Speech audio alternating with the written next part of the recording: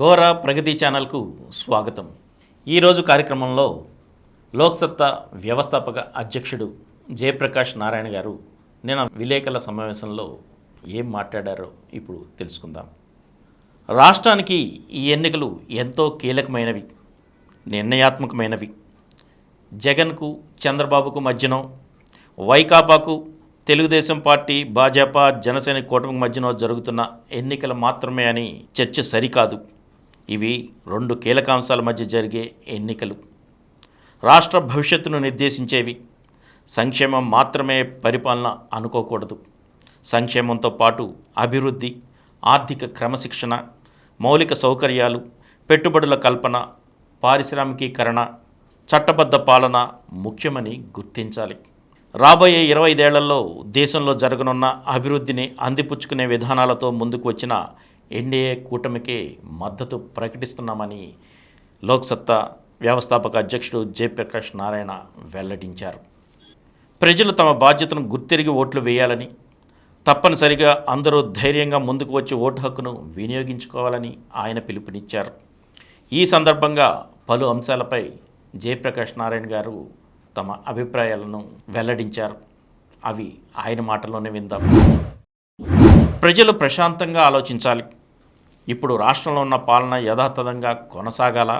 ఎల్లకాలం ప్రజలవి పుచ్చుకునే చేతులే అయితే ఎప్పుడూ పేదరికాన్ని మోస్తూనే ఉంటే అది జాతికి ప్రమాదకరం. సంక్షేమం సమర్థంగా అమలైనా, ఇంటికి ఉచితంగా బియ్యం వచ్చినా, డబ్బులు ఉచితంగా ఇచ్చి 10 ఏళ్ల తర్వాతో 20 ఏళ్ల తర్వాతో మీ పిల్లలు వాళ్ళ కాళ్ళపై వాళ్ళు నిలబడగలరు అని మీరు నమ్మగలరా? వాళ్ళ భవిష్యత్తు బాగుంటుందని భావించగలరా? సంక్షేమం అంటే వ్యక్తిగతంగా అందే తాత్కాలిక ప్రయోజనాలే. సంక్షేమానికి, అభివృద్ధికి మధ్య సమతూకం అవసరం. ఈ కీలక సమయంలో మన పిల్లల భవిష్యత్తును కాపాడుకునేలా ప్రజలు తీర్పు ఇవ్వాలి. ఏ నాయకుడు తన సొంత డబ్బు ఇవ్వడం లేదు. పన్నుల రూపంలో ప్రజలు చెల్లించిన డబ్బు ఇది. మన పిల్లల భవిష్యత్తును తాకట్టు పెట్టి ప్రభుత్వం అప్పు తెచ్చిన డబ్బు ఇది. సంక్షేమ పథకాల కింద డబ్బు ఇచ్చి ప్రజలు తమకు రుణపడి ఉండాలని కొందరు నాయకులు కోరుకుంటున్నారు. ఇది సరికాదు. పాలకులకు ప్రజలు రుణపడి ఉండక్కర్లేదు. రుణపడి ఉండాలనుకునేది బానిస భావన. దాన్ని దాటుకుని వెళ్ళి ఓటెయ్యాలి. రాష్ట్రంలో ప్రశాంతంగా ఓటు వేసే అవకాశం ఉంటుందా అనే భయం కలుగుతోందన్నారు. ఇలాంటి భయానక పరిస్థితులు గతంలో లేవు. ఎన్నికల కమిషన్, అధికార యంత్రాంగం ఎన్నికల సమయంలో బాగా పనిచేస్తాయని నమ్మకం ఉంది. ధైర్యంగా ప్రతి ఒక్కరూ ముందుకు వచ్చి ఓటు వేయండి. ఈవీఎంలను అనుమానించవద్దు. కొన్ని లోపాలున్నా మన దేశంలో ప్రజాస్వామ్యం వర్ధిల్లుతుంది. సాయుధ కమ్యూనిస్టు పార్టీలో ఉన్న రోజుల్లో వర్గ పోరాటం అనేది వారి సిద్ధాంతం. ప్రస్తుతం రాష్ట్రంలో జరిగేది వర్గ పోరాటం కాదు. ఇక్కడ రాజకీయ ప్రత్యర్థులే ఉంటారు, రాజకీయ శత్రువులు కారు. ప్రజల్లో ఆవేశాలు తీసుకురావద్దు. విద్వేషాలతో వారిని రెచ్చగొట్టద్దు. ఒక పార్టీ అధికారంలోకి వస్తే ఒక కులం బాగుపడుతుందనుకోవడం పొరపాటు. సవాల్ చేసి చెబుతున్నా, ఏ కులము బాగుపడదు. ఆ కులంలోని కొందరు బడా గుత్తేదారులు, అధికారులు, నేతలు బాగుపడచ్చు. సామాన్య ప్రజలు ఆలోచించాల్సింది కులాల గురించి కాదు. ఏ రకమైన సామర్థ్యం లేని కొందరు నేతలు సమాజాన్ని కులాలుగా, వర్గాలుగా మొక్కలు చేశారు. వాటినే సమీకరణలుగా వాడుకుంటున్నారు. అన్నింటికన్నా ఆర్థిక భవిష్యత్తు ఎంతో ముఖ్యం. 5 ఏళ్లుగా ఏపీ చాలా కోల్పోయింది.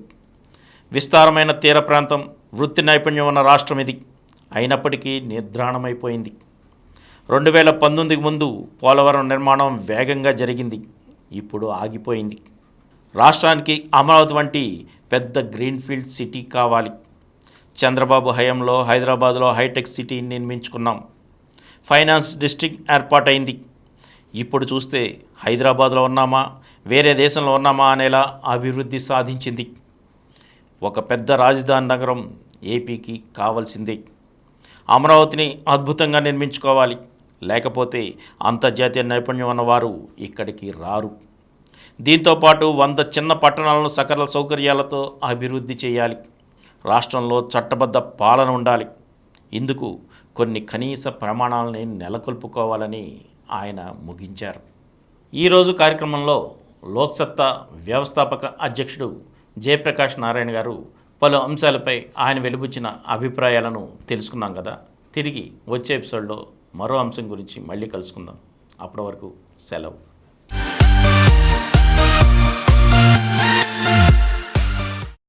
ఈ కార్యక్రమం మీకు ఎంతో నచ్చింది కదా. ఇటువంటి మరిన్ని వీడియోల కోసం అనతి కాలంలోనే 20 కోట్ల వ్యూస్ సాధించిన డాక్టర్ సమరం మల్టీ ఛానల్ నెట్వర్క్ సమర్పించు గోరా ప్రగతి ఛానల్కు సబ్స్క్రైబ్ చేయండి, లైక్ చేయండి, మీ ఫ్రెండ్స్కి షేర్ చేయండి. అలాగే ప్రక్కనున్న గంట సింబల్ని ప్రెస్ చేయడం మర్చిపోకండి. Please download Samaram multi-channel app and watch your favorite channels from your mobile. App available on Google Play Store and subscribe to the channels.